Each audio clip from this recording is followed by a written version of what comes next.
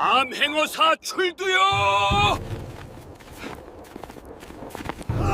그 외침 하나가 하늘을 갈랐습니다. 눈발이 날리는 늦겨울, 고을과나 마당 한가운데서 마패가 번쩍 들어 올려지는 순간 25년이라는 세월이 한꺼번에 쏟아지는 것 같았습니다. 그 외침의 주인공은 이 이야기의 끝에 있는 사람입니다. 하지만 이야기는 그 끝에서 시작하지 않습니다. 이야기는 그보다 훨씬 오래전 펑펑 눈이 쏟아지던 어느 겨울밤 봉평 고갯마루 아래 주막 앞에서 시작됩니다. 만삭의 몸으로 눈 위에 쓰러진 한 여인이 있었습니다. 등에는 매맞은 자국이 있었고 두 손은 얼어 있었으며 입술은 새파랗게 변해 있었습니다. 그 여인이 살아남지 못했다면, 그 뱃속의 아이가 이 세상에 나오지 못했다면 25년 뒤 관아 마당에서 울려 퍼진 그 외침도 없었을 것입니다. 이것은 억울하게 내쫓긴 한 어머니의 이야기이고 낯선 여인에게 따뜻한 아랫목을 내어준 한 노파의 이야기이며 그 은혜와 서름을 가슴에 품고 자란 한 아들의 이야기입니다. 이야기를 시작하기 전에 구독과 좋아요 그리고 알림 설정까지 눌러주시면 정말 큰 힘이 됩니다. 그해 겨울은 유달리 일찍 찾아왔습니다. 첫눈이 내린 지 사흘도 되지 않아 봉평 고갯길은 허리까지 눈이 쌓였고 장사치도 나그네도 발길을 끊었습니다. 바람은 뼈를 파고드는 듯 날카로웠고 하늘은 하루 종일 낯빛으로 낮게 드리워져 있었습니다. 봉평 고개 아랫마을 외진 길목에 점순 할멈의 주막이 있었습니다.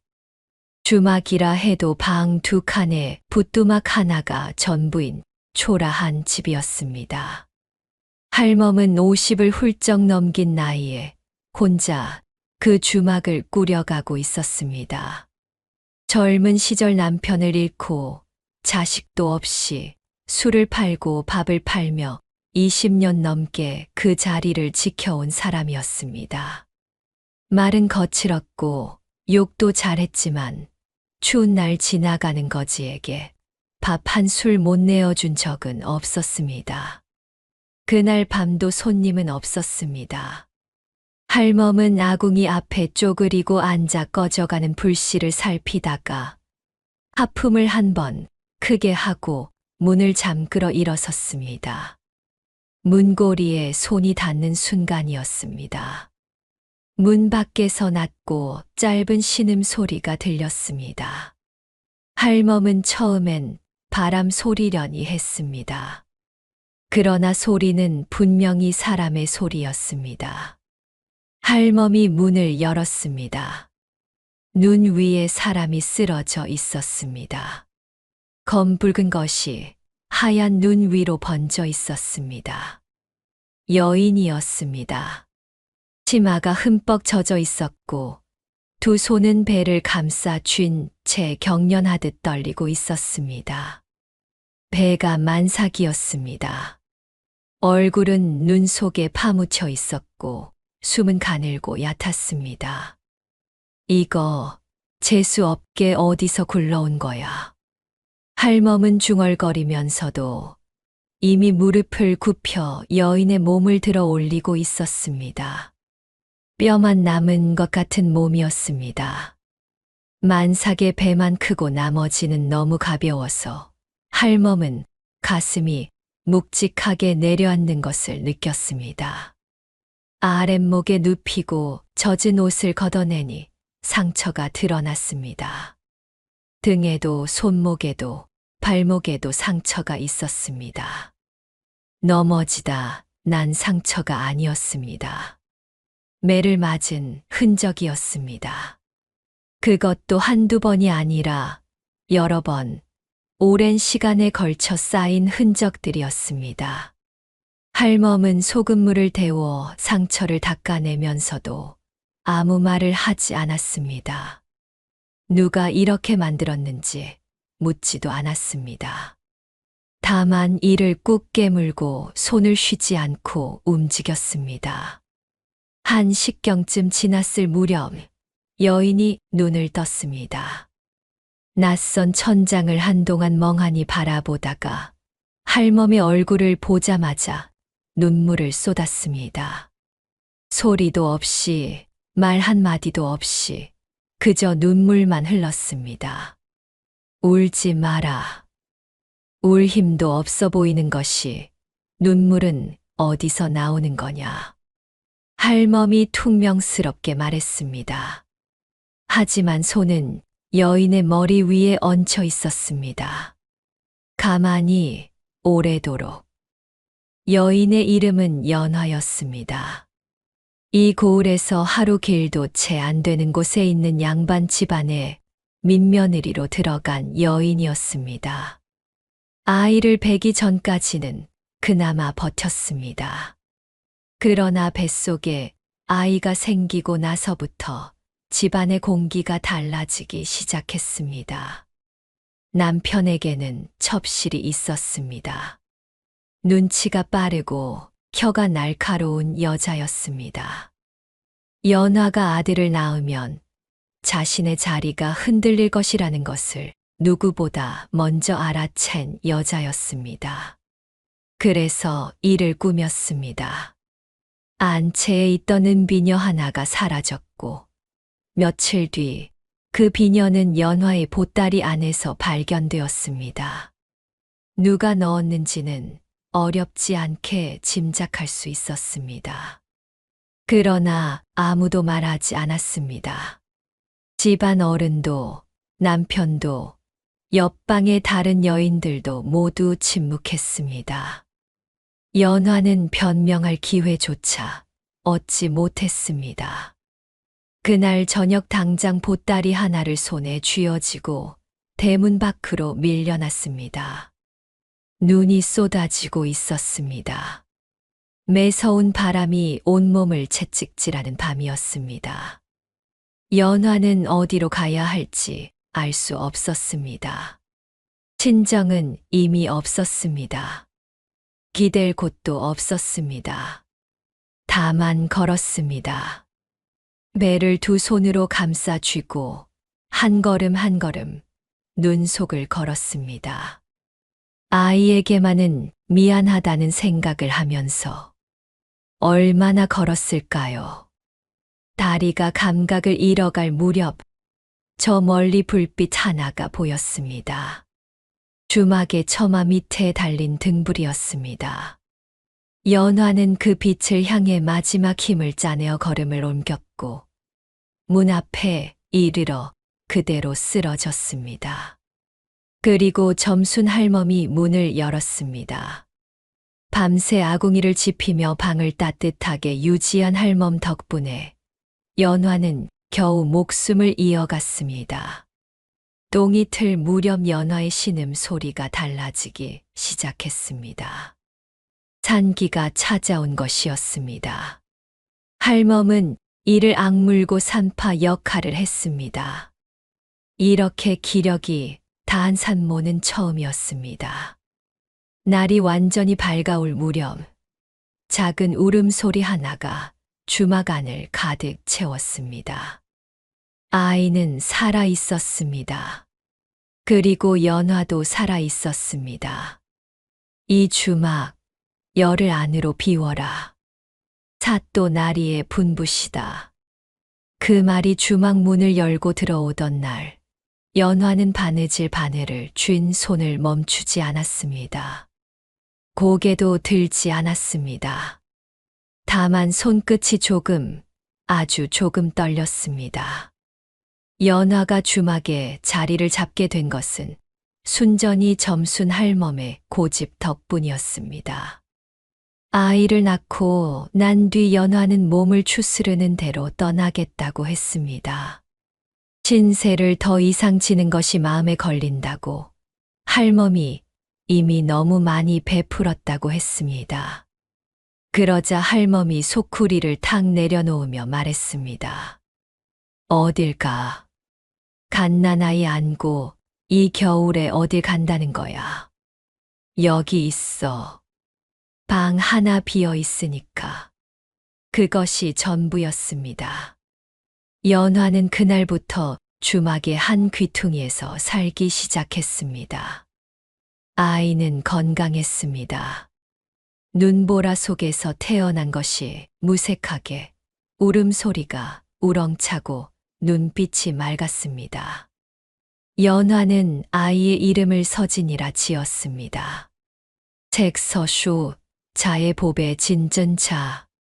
비록 주막 구석에서 태어났지만 이 세상에서 귀한 사람이 되기를 바라는 마음을 이름에 담았습니다. 할멈은 서진을 보는 눈빛이 달랐습니다. 평생 자식 없이 살아온 할멈에게 이 아이는 묘한 감정을 불러일으켰습니다. 손자처럼, 아니 그보다 더 가까운 무언가처럼. 아이가 울면 할멈이 먼저 달려갔고, 아이가 웃으면 할멈의 입꼬리도 따라 올라갔습니다. 연화는 낮이면 삭바느질을 했습니다. 마을 안악들의 옷을 받아 고쳐주고 새 옷을 지어주며 품삯을 받았습니다. 솜씨가 좋아 일감이 끊이지 않았지만 그렇다고 살림이 넉넉해지는 일은 없었습니다. 바늘 하나 실 한 묶음도 아껴 써야 했습니다. 그러나 연화는 불평하지 않았습니다. 원망하는 말을 입 밖에 내지 않았습니다. 아이가 자는 새벽에 혼자 울 때가 있었는지는 모릅니다. 하지만 서진의 눈앞에서 무너지는 법이 없었습니다. 서진이 4~5살이 될 무렵이었습니다. 연화가 바느질하는 옆에 앉아 지켜보던 아이가 어느 날 불쑥 물었습니다. 어머니, 왜 날마다 그것만 해요? 연화는 바늘을 멈추지 않으면서 대답했습니다. 내가 그를 배울 수 있도록. 서진은 그 말의 의미를 다 이해하지 못했을 것입니다. 하지만 그날 이후로 어머니가 바느질하는 모습을 보면 조용해졌습니다. 괜히 매달리거나 보채지 않았습니다. 그 작은 아이가 무언가를 이해했는지 아니면 그냥 느꼈는지는 알 수 없습니다. 다만 조용해졌습니다. 세월이 쌓이면서 서진은 눈에 띄게 자랐습니다.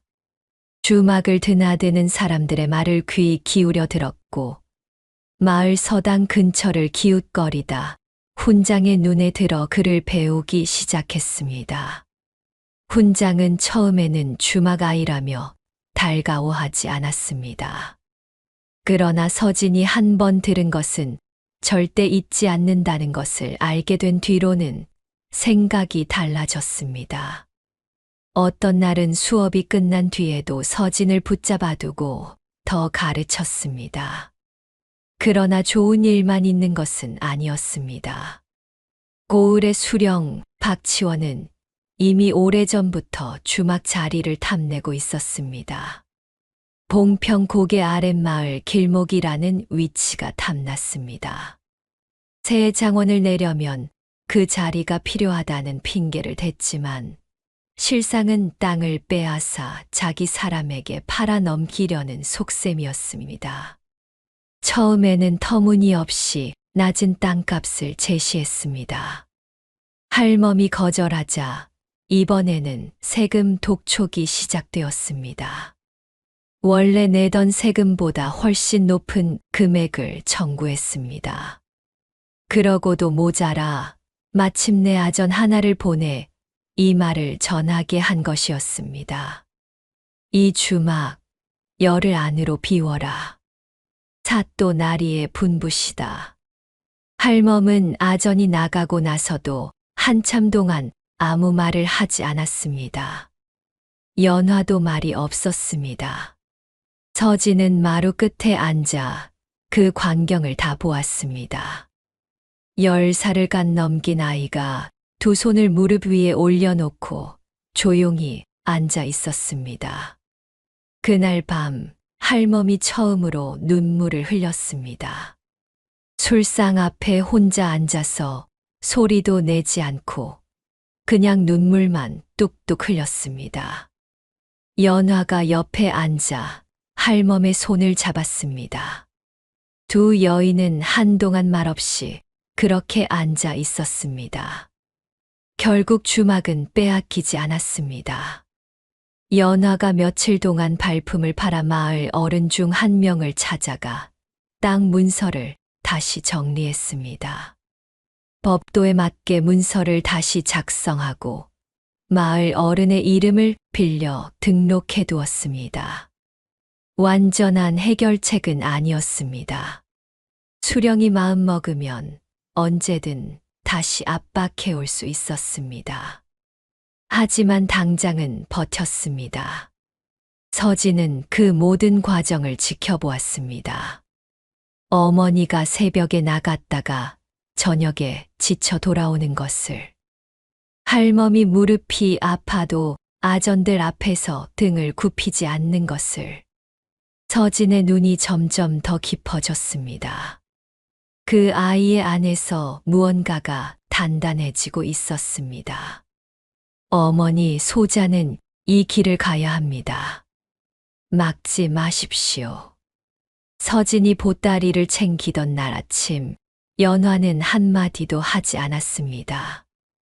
다만 마지막으로 한 번 서진의 손을 잡아보았습니다. 그 손이 언제 이렇게 컸는지, 바늘을 들기에는 너무 크고 책을 잡기에는 너무 거칠어진 손이었습니다.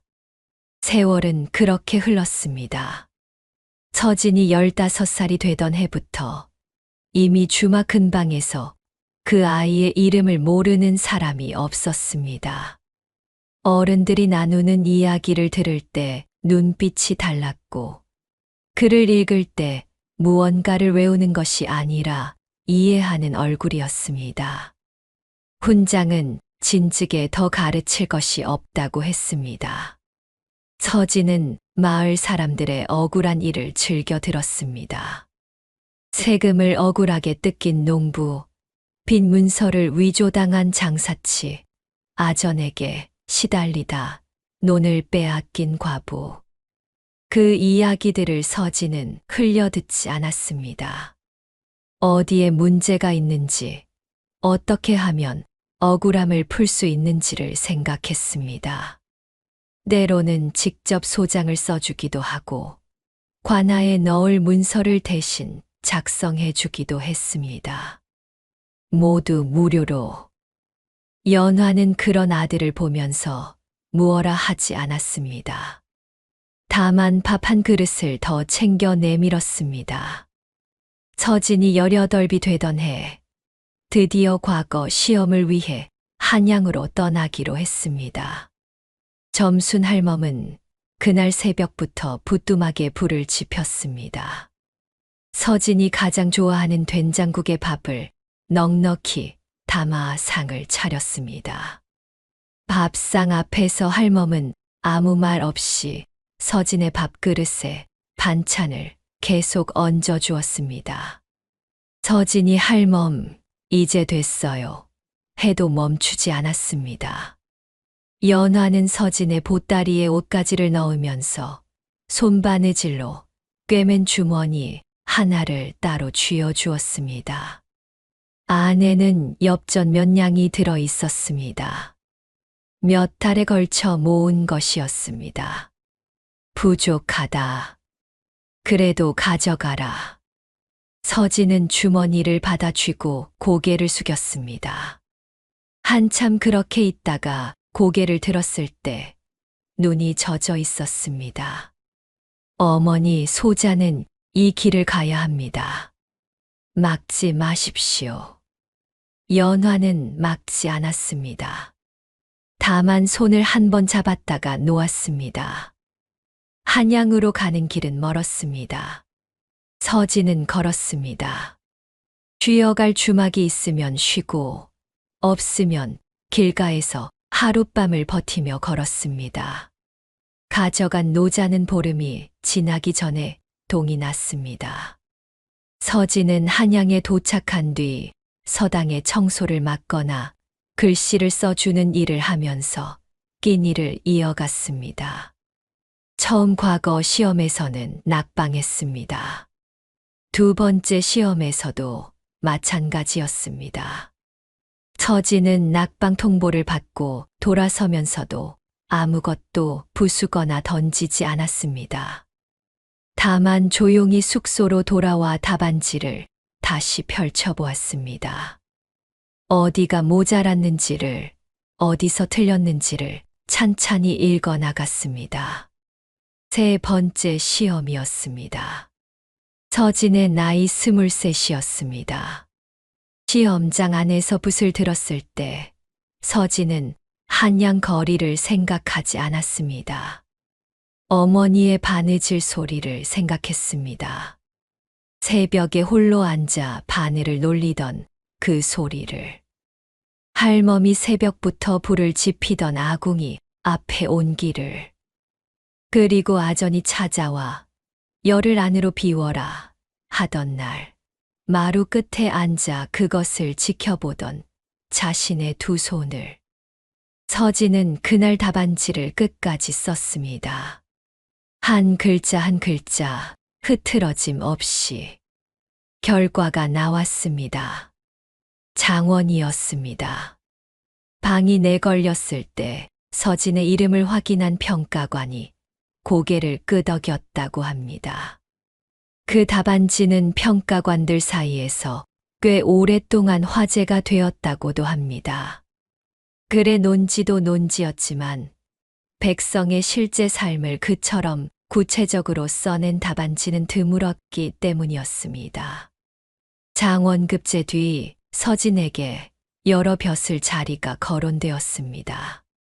그러나 서진은 임금 앞에 엎드려 한 자리를 청했습니다. 암행어사였습니다. 그것도 특정 고을을 지목하여. 그 고을의 이름은 바로 어머니가 내쫓긴 곳이었고 점순 할멈의 주막이 있는 곳이었으며 박치원이 수령으로 앉아 있는 곳이었습니다. 이름이 무엇이냐? 어디서 굴러온 자이길래 감히 내 앞에서 백성들 편을 드는 것이냐? 박 수령이 그 말을 내뱉을 때 서진은 상투 하나 흔들리지 않았습니다. 눈빛도 바꾸지 않았습니다. 다만 고개를 조금 숙였습니다. 서진은 암행어사, 임명 직후 마패를 품속에 감추고 행색을 바꾸었습니다. 허름한 무명 두루마기의 낡은 갓 하나. 겉으로는 떠돌이 서생처럼 보였습니다. 그렇게 고을 경계를 넘었습니다. 처음 며칠은 조용히 다녔습니다. 주막에 들어 막걸리 한 사발을 시키고 사람들이 나누는 말을 들었습니다. 장터에 앉아 흥정하는 상인들의 이야기에 귀를 기울였습니다. 논길을 걷다가 만난 농부에게 이 고을이 어떻냐고 물었습니다. 사람들은 처음에는 말을 아꼈습니다. 낯선 사람 앞에서 수령을 욕하는 것은 위험한 일이었습니다.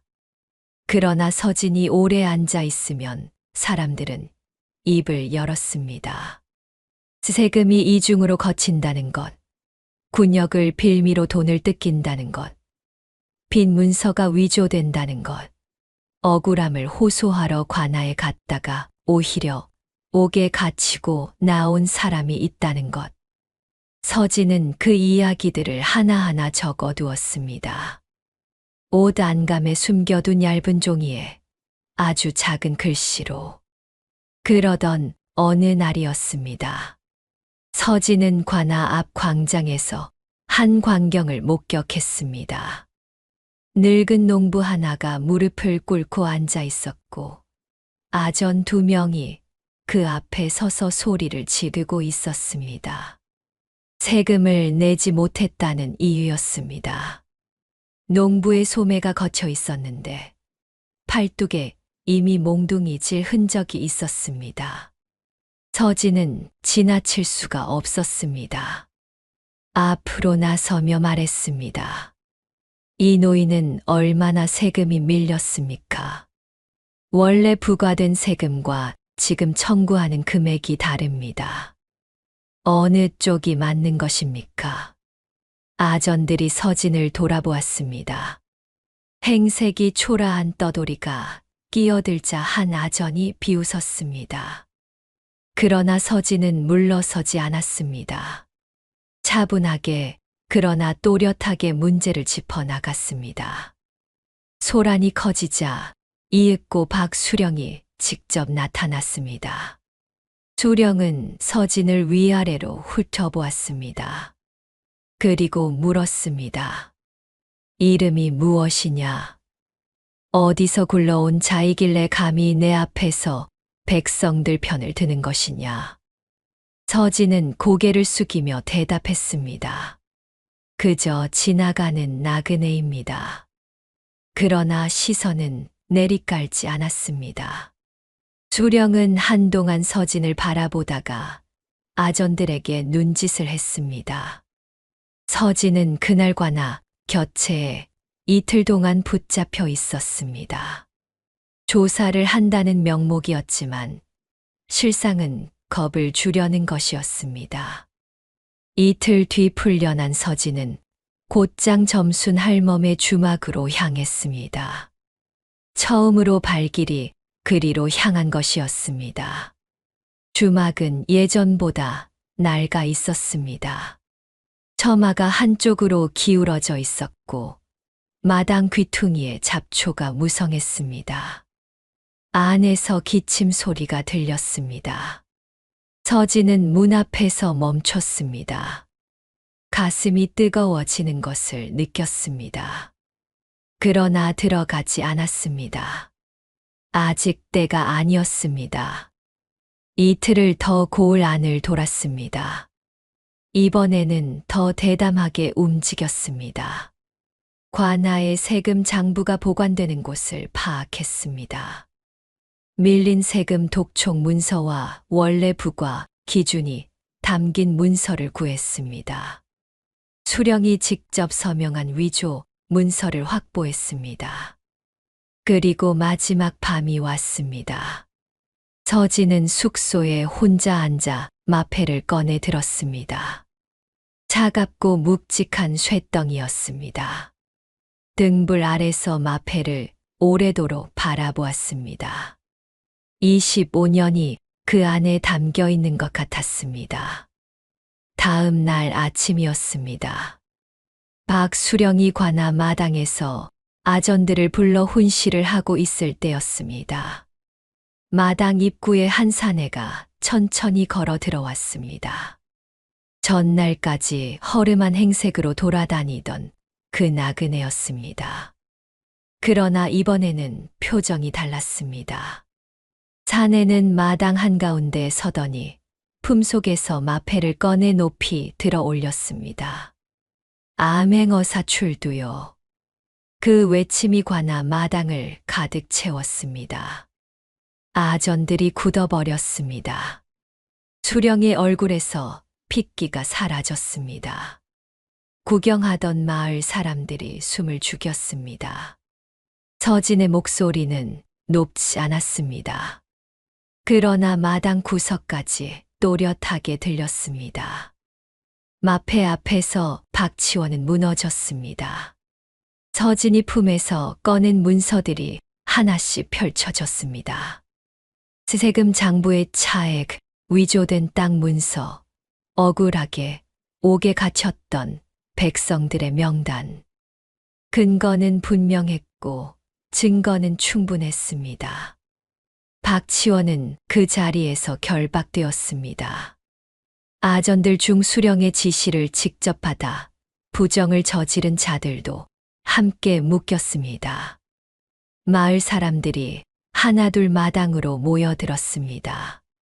담 너머로 골목 어귀에서 처음에는 숨어서 보다가 점점 앞으로 나왔습니다. 어떤 이는 오래전 일을 기억하고 있었습니다.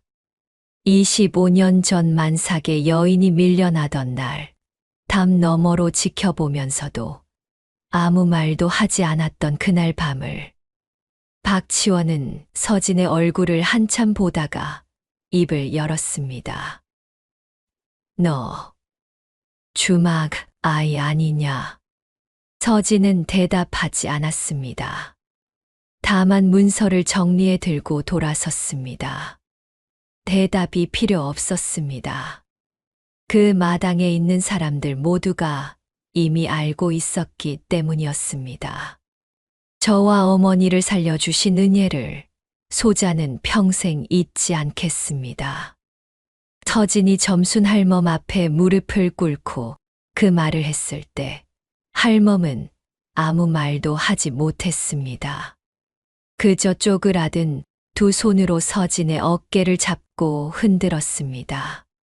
울지 않으려고 입술을 꽉 깨물었지만 결국 눈물이 흘러내렸습니다. 박치원은 그날 오후 형틀에 묶여 고을을 떠났습니다. 마을 사람들이 길 양옆에 서서 그 광경을 지켜보았습니다. 누군가 조용히 울었습니다. 오랫동안 억울한 일을 당하고도 참아온 사람들이었습니다. 서진은 업무를 마무리하는데 이틀이 걸렸습니다. 억울하게 걷어간 세금을 백성들에게 돌려줄 방안을 정리하고 옥에 갇혀있던 사람들의 석방 문서를 작성하고 후임 수령에게 넘길 인수인계 문서를 만들었습니다. 그 이틀 동안 서진은 밥을 제대로 먹지 않았습니다. 할멈이 보낸 음식이 곁에 놓여 있었지만 손이 가지 않았습니다. 먹을 수 있는 상태가 아니었습니다. 이틀이 지난 저녁 서진은 처음으로 주막 문을 열고 들어섰습니다. 할멈은 붓두막 앞에 앉아 있었습니다. 예전보다 훨씬 작아져 있었습니다. 등이 굽었고 머리는 온통 휘었습니다. 서진을 보고도 한동안 아무 말을 하지 못했습니다. 눈이 나빠져서 제대로 알아보지 못하는 것 같았습니다. 서진이 한 걸음 더 가까이 다가서자 그제야 할멈의 눈이 커졌습니다.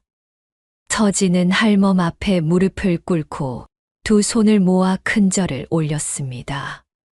어사 관복을 입은 채로 관아 마당에서 마패를 들었던 그 손으로 저와 어머니를 살려주신 은혜를 소자는 평생 잊지 않겠습니다. 할멈은 아무 말도 하지 못했습니다. 그저 쪼그라든 두 손으로 서진의 어깨를 잡고 흔들었습니다. 연화는 방 안에 있었습니다. 서진이 들어서자 일어나려 했지만 다리가 따르지 않았습니다. 오랫동안 삭바느질을 한 손은 마디가 굵어져 있었고 눈가에는 주름이 깊이 팼습니다. 서진은 어머니 앞에 앉았습니다. 연화는 아들의 관복 가슴에 꽂힌 어사화를 바라보았습니다. 오색 꽃이 등불 아래에서 흔들렸습니다. 연화는 천천히 손을 들어 그 꽃을 만져보았습니다. 꽃이 하나하나를 손끝으로 짚어나가듯이 그 손이 떨리고 있었습니다. 아프지 않았어? 어머니가 물었습니다. 서진은 웃었습니다. 관아 마당에서도 수령 앞에서도 이틀 동안의 업무 내내도 짖지 않았던 얼굴로 어머니가 더 아프셨습니다. 그 밤 주막 아궁이에 오랜만에 불이 크게 지펴졌습니다. 할멈이 손수국을 끓였습니다. 서진이 새 그릇을 비웠습니다. 할멈은 자꾸 더 퍼주려 했고 연화는 이제 됐다며 할멈을 말렸습니다. 그러다 둘이 눈을 마주치고 웃었습니다. 오랜만에 듣는 웃음소리였습니다. 마을 사람들은 이 일을 오래 이야기했습니다. 어떤 이는 어사의 활약을 이야기했고 어떤 이는 박수령의 죄목을 이야기했습니다. 그러나 이야기가 오래 이어지다 보면 결국 한 장면으로 돌아오곤 했습니다. 눈보라 치던 밤, 주막문을 열어 쓰러진 여인을 들이던 늙은 노파의 이야기로 그 광경을 기억하는 이들이 이따금 입을 열었습니다. 그날 담 너머에 있었다고, 눈이 쏟아지던 밤 여인이 쓰러지는 것을 보았다고, 그리고 아무것도 하지 않았다고. 그 말을 하는 이들은 대부분 오래 고개를 들지 못했습니다. 25년이라는 시간이 지나고 나서야 비로소 그날 밤에 대해 말할 수 있게 된 것이었습니다. 사람 하나를 살리는데 거창한 이유가 있었던 것은 아니었습니다. 그저 문이 열렸습니다. 그리고 그 열린 문 안으로 한 생명이 들어왔습니다. 그 생명이 자라서 수백 명의 억울함을 풀었습니다. 어떤 사람들은 하늘이 응답한 것이라고 했습니다. 어떤 사람들은 마땅히 일어날 일이 일어난 것이라고 했습니다. 점순 할멈은 그런 이야기를 들을 때마다 손을 내저으며 말했습니다. 내가 뭘 했다고? 방 하나 내어준 것밖에 더 있어. 그 말에 연화가 조용히 웃었습니다. 서진은 그 이후로도 오래 그 고을의 일을 살폈습니다. 떠나는 날에도 2번 되돌아왔습니다. 고갯마루를 넘기 전 마지막으로 뒤를 돌아보면 주막 처마 밑에 등불이 켜져 있었습니다. 할멈이 항상 그 등불을 켜두었습니다. 언제 돌아오더라도 환하게 맞으려고. 연화는 그 불빛을 볼 때마다 25년 전 눈 속에서 보았던 불빛을 떠올렸다고 합니다. 쓰러지기 직전 아주 멀리서 보이던 그 조그만 불빛을. 그 불빛이 자신을 살렸고, 그 불빛이 아들을 만들었고, 그 불빛이 결국 이 이야기를 만들었다고. 연화는 그렇게 생각했습니다.